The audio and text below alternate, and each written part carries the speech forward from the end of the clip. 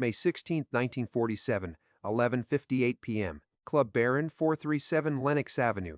The dressing room door didn't open, it exploded inward. Wood splinters flew like confetti across the small velvet-lined room where Billie Holiday sat trembling. Two Federal Bureau of Narcotics agents filled the frame, their faces flushed with the thrill of the hunt. They weren't there for an autograph. They were there to plant a packet of heroin in the purse of the world's most famous jazz singer. "Don't move, Lady Day," the lead agent sneered, pulling a small glass-lined envelope from his trench coat pocket. "Looks like we found what we were looking for." The stakes were catastrophic, a 10-year prison sentence that would silence the voice of a generation. Billie froze, her eyes wide with terror, the gardenia in her hair trembling. She was alone, cornered, and about to be framed by the most powerful law enforcement agency in the country. But what the agents didn't know was that the shadow in the corner of the room wasn't a coat rack, it was a man, and he was holding a switchblade that glinted in the dim light like a sliver of moonlight. "Put it back in your pocket," the shadow rumbled, "or you lose the hand." 3 weeks earlier, Oldsworth Bumpy Johnson was more than just the godfather of Harlem. To the artists, musicians, and outcasts, he was the patron saint of the misunderstood. While the newspapers painted him as a ruthless gangster who controlled the numbers racket from 110th to 155th Street, the people knew a different man. He was the one who paid for rent parties, bought coal for freezing widows, and most importantly, protected black entertainers from the predatory managers and corrupt police who viewed them as livestock. He walked the streets with a limp and a cane, a chess master in a world of checker players, quoting philosophy while enforcing street law. The year 1947 was a razor's edge for Harlem. The post-war euphoria had faded, replaced by a crackdown on vice led by Harry Anslinger and the Federal Bureau of Narcotics. Anslinger had a personal vendetta against jazz musicians, specifically Billie Holiday. He hated Strange Fruit, the song that forced America to look at its lynching history. He wanted to destroy her, not just arrest her. The feds were swarming Lenox Avenue, kicking down doors, paying off snitches, and manufacturing evidence when they couldn't find any. The atmosphere was toxic with paranoia. Every trumpet player and piano man knew they were being watched, but Billie was the prize. She was fragile, battling her own demons, and that made her an easy target. Bumpy Johnson knew this. He had grown up with the jazz scene. The clubs were his offices. He saw the agents circling like sharks in gray suits. He knew that without a shield, Lady Day wouldn't last the summer. He decided to be that shield, not for money, but because she was the soul of Harlem. And you don't let the soul die. The enemy wasn't a rival mobster this time. It was Agent George White, a high-ranking official in the Federal Bureau of Narcotics, handpicked by Anslinger to solve the Holiday problem. White was a bulldog of a man, corrupt, sadistic, and armed with a federal badge that gave him immunity to standard laws. He had made his name terrorizing Chinese opium dens in San Francisco and now turned his gaze to Harlem's jazz clubs. White didn't want justice, he wanted a trophy.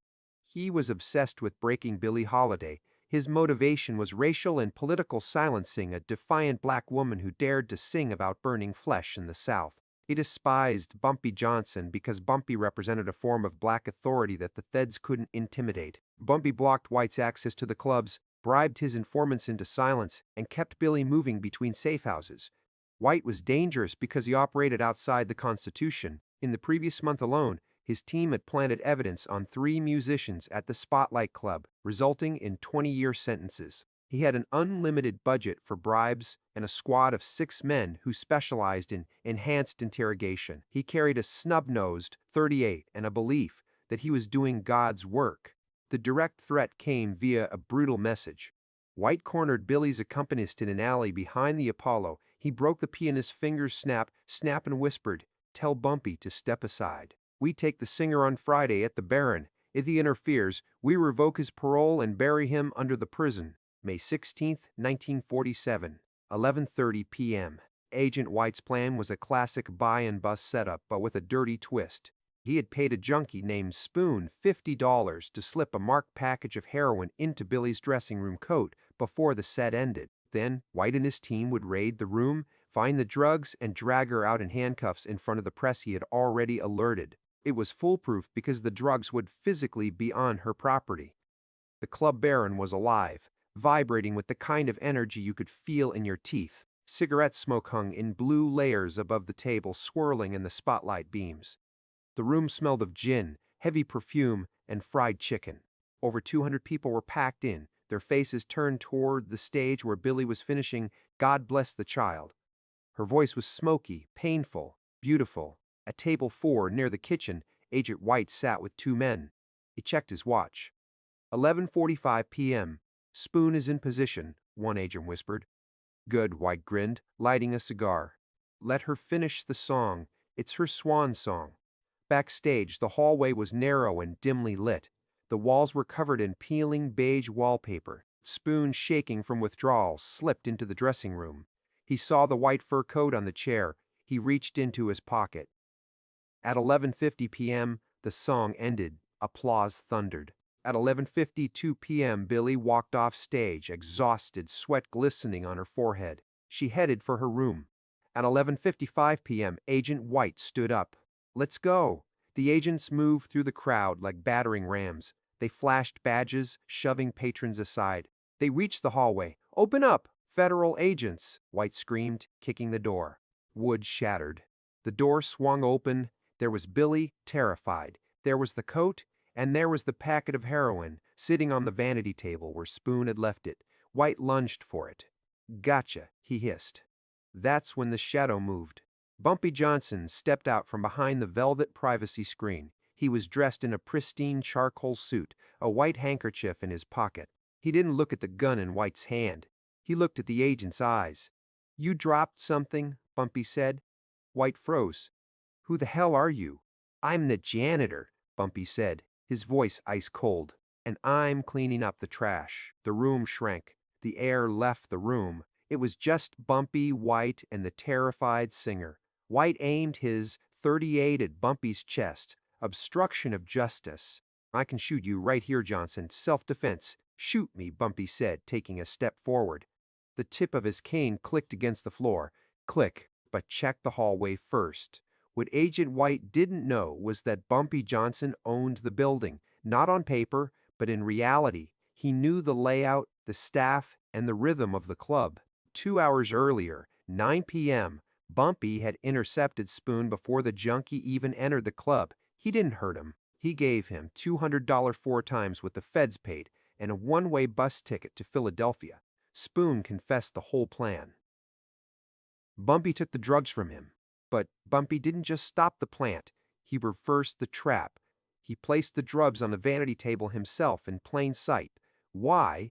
To lure White in, to get him to commit to the raid. 3 steps ahead, Bumpy had whispered to his lieutenant, Junie Bird. The twist, the packet on the table wasn't heroin. Bumpy took another step toward the gun. Go ahead, Agent. Test it. White's eyes darted to the packet. He grabbed it, tore it open with his teeth, and tasted the powder. His face twisted in confusion. It was sweet.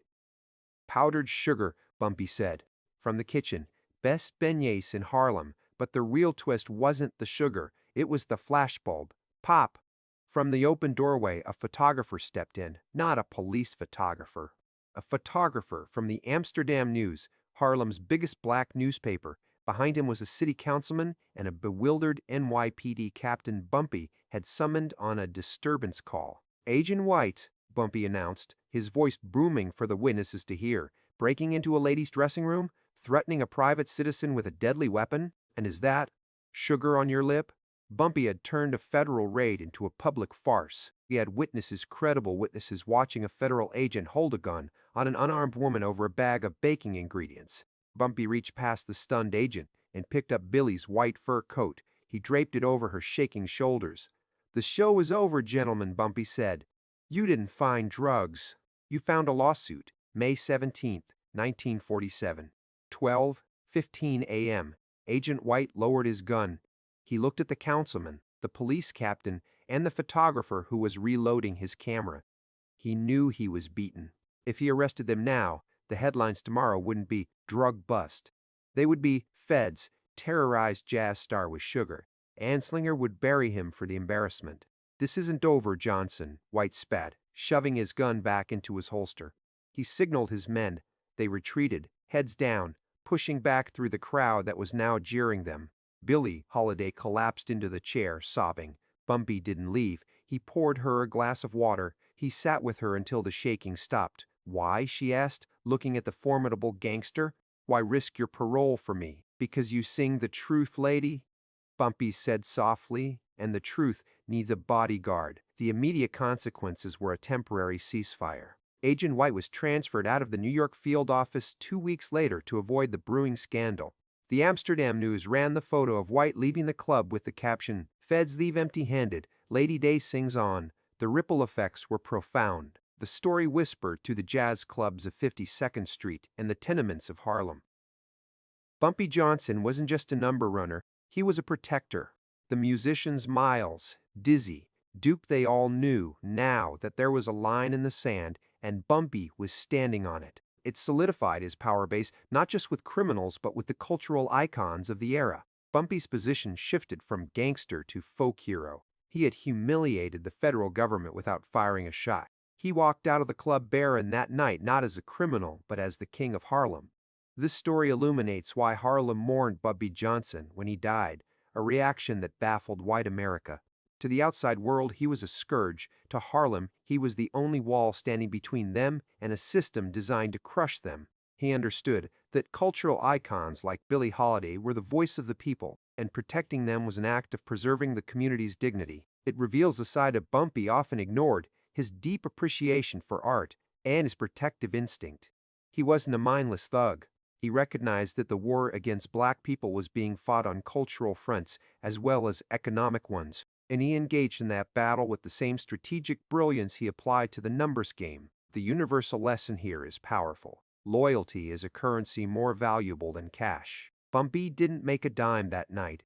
In fact, he spent money to save her, but the loyalty he earned from the community made him untouchable.